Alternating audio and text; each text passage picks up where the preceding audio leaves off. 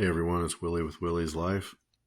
I just wanted to talk to you guys about something I usually don't talk about, which is um, God and praying and adoption. Um, so I'll just start in the beginning. You know, my wife and I have been married 26 years now, but we had been trying to have kids for 24 years, and we we tried infertility treatments and stuff like that, and we nothing worked out. Um, we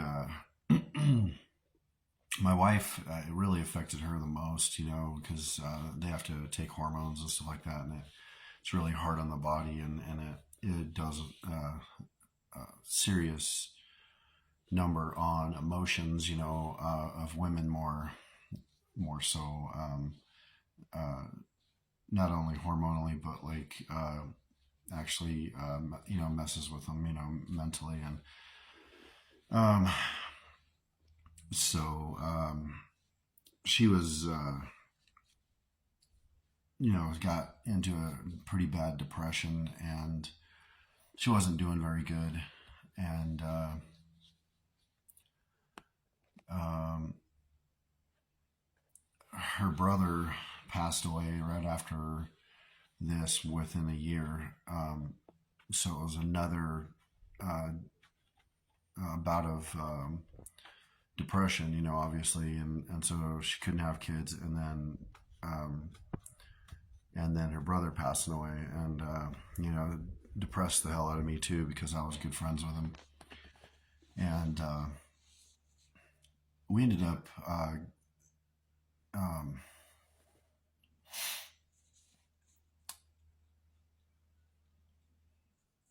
like I said, we exhausted the infertility thing. Nothing happened, and we weren't doing good. My wife was not doing good at all, and I started praying um, for my wife more than anything. Just I just asked God if I was like, "Can you please let my wife and me have a little girl?"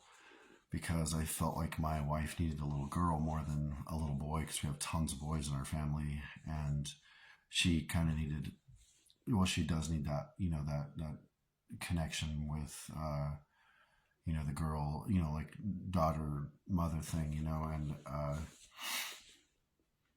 so I kept praying for this little girl, and I told my wife about it. I'm like, hey, I've been praying for a little girl, and I started having these dreams, of a little red-headed girl, a little orange-haired girl, and um, I used to see her all the time, and a little cutie, and I would dream about her, and told my wife about it, and she kind of got upset, and she's like, I can't have kids, we can't have kids, and I said, I know, but I keep dreaming about it, and I just wanted to tell you I think we're gonna have kids, and she wasn't happy that I was telling her about this because she kind of felt like she wasn't gonna get the chance, and so her brother's fiance, um, my wife and her became good friends, and uh, they had met after her brother passed away, and um, I can't remember how many months into it.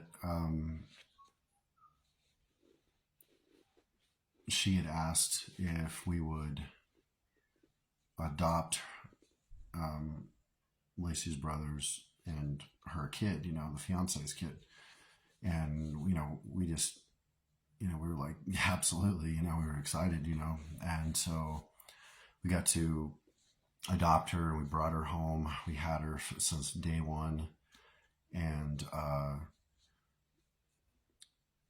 um, it's an incredible experience, you know, to have a little girl. She's almost 2 now. She's just an amazing, loving, wonderful little girl and super smart. Like, I'm just blown away that, you know, babies and kids are as smart as they are, and how amazing they are. Um, I've been in tears multiple times just because I'm amazed at this answered prayer that from God, you know. And the thing is that she, um, before my daughter was born, I saw, um, it was right after Lacey's, my wife's brother, passed away. Um, I started seeing a bunch of ravens flying around at my work spot, you know. And I drove my truck, and I was driving to the backside of this plant, and this black and white raven flew by a couple times by me, and I'm like, oh wow, yeah, it's a raven, you know. So I stopped and took pictures of it, and got some video footage of it. And anyway, I ended up thinking that was amazing, you know. I was like, wow, you know, I wonder why this raven just keeps flying in front of me, you know. Didn't think much of it after a while, but anyway, I started seeing these numbers, and I'm praying this whole time, you know, a couple times a day, 3 or 4 times a day, every day. I never missed a day. And I just kept asking God for a little girl, because I wanted me and my wife to have a little girl. I was mainly praying for my wife because I felt like my wife needed a baby more than anything, you know. And so I just all the time, I just kept praying, and I started seeing these numbers twice a day, you know, on the microwave, or in my car, or wherever. I'd see these numbers on the clocks, you know, and I was seeing them twice a day, every day for like a year. And I wrote the numbers down in a notebook because I was so, I was like, man, there's something with these numbers. There's something, you know, God's trying to tell me about these numbers. Well, when Raven was born, which is, we come to find out Lacey's brother and his fiance wanted to, before he passed away, they wanted to call their little girl Raven. So here she is, and she was born with orange hair, and looked just like I dreamed. And now as a 2-year-old, you know, because I dreamed of her as a toddler. That same beautiful smile. She just runs up. She's excited, you know, to see me. I dreamed that, you know. And she was born on numbers that I saw all the time. And they were in my notebook. And that is not a coincidence that their name was already preset for a raven, and the bird flew in front of me a bunch of times, you know, kind of like it was trying to stop my truck. And then it flew down, and then because I was doing a loop and I had to loop around, and I stopped and took pictures and video of it. None of this is like, it's all symbolism, you know. It's some kind of symbolism, and I think, you know, it's something. I think it's God was talking to us, you know, like, you know, because there's 3 sets of numbers, and they all relating to her. And I dreamed of her having orange hair. Her name was already preset to be Raven. It's crazy. And so anyway, I just wanted to say that people that go through, people that let others adopt their kids you are incredible.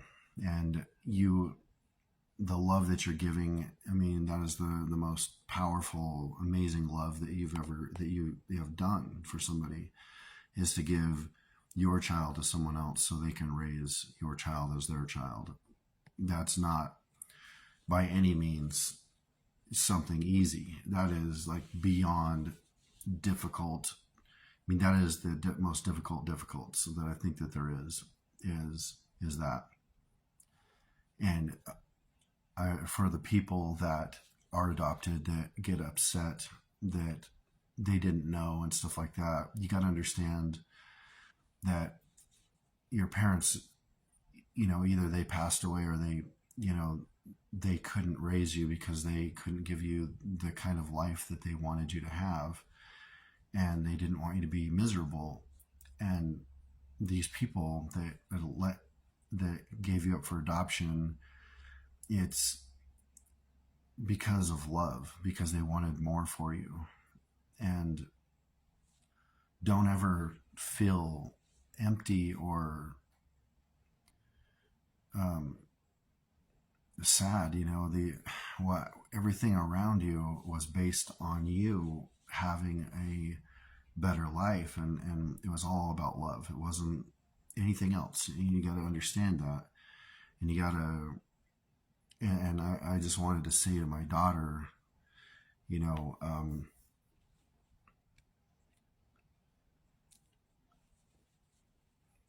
that we wanted you, we prayed for you, and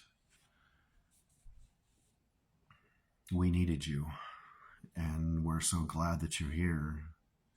I never knew I wanted a kid, a daughter, so bad in my life. I never did. When I first saw you, I came into the room and I was downstairs and had to come up, or I came up, and I missed you being born. And by like 1 minute or 2 minutes or something like that, I was down a couple floors down in the parking lot. And I came up, and there was like 12 nurses or something like that. The room was full of nurses. It was crazy. And I heard my wife crying, and I got scared. I thought something horrible happened. I thought maybe either that my daughter had passed away, or that and or the bio mom passed and during surgery, and it scared me. And then I looked, and my wife was holding my daughter, you, honey, and she was so happy and so emotional, and she was holding you. And I dropped everything without thinking, like I just dropped on the floor. And I went and sat next to you, and my wife and mama, and I rubbed your leg and stuff really softly, and mama was crying, and then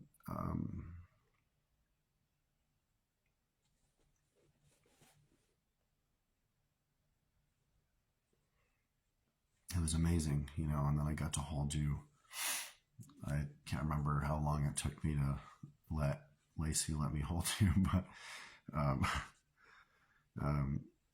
I got to hold you, and it was super incredible. I asked the nurses if they could teach me how to do diapers, because I was a 45-year-old man that didn't ever change a diaper in his life, and didn't know how to feed you, didn't know how to burp you, didn't know how to do anything. And they showed me at the hospital, they showed me how to wash your hair. And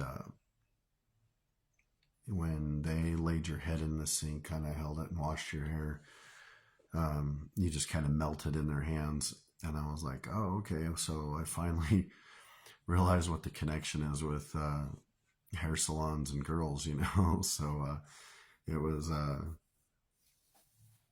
was an amazing thing. But every day with you has been awesome. I'm super happy, and right now I'm away from you, going down a different career path. Of course, I'm gone from you for a week at a time, and it sucks, but it's a short-lived amount of time, and then I'll be home. And it's not forever. It's just a couple months, and then I'll be home. I've I peek in on you all the time and check on you and make sure you guys are okay. And I've never been this happy in my life,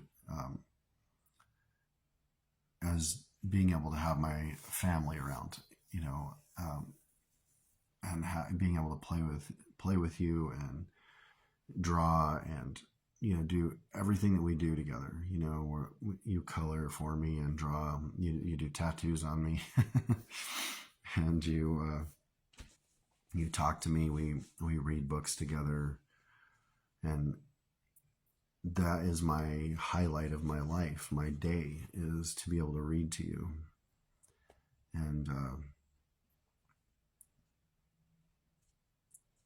I have all these things that I want to do. Um, it's inspired me to be a better person. Everything, just have you in my life. It's you know, I've got a different focus. And I'm planning on doing all this stuff, and we're gonna have my mom and me are focused on doing something incredible for you, and letting you grow up having a lot of fun and doing things that we always wanted to do, and we're hoping that you love those things too.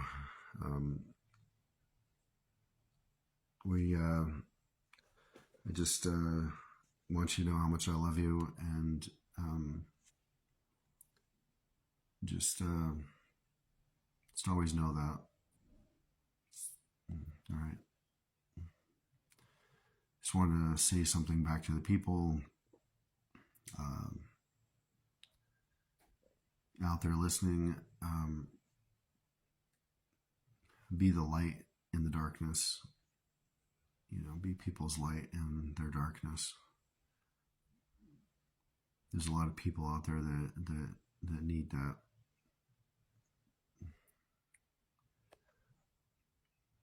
All right. Love y'all.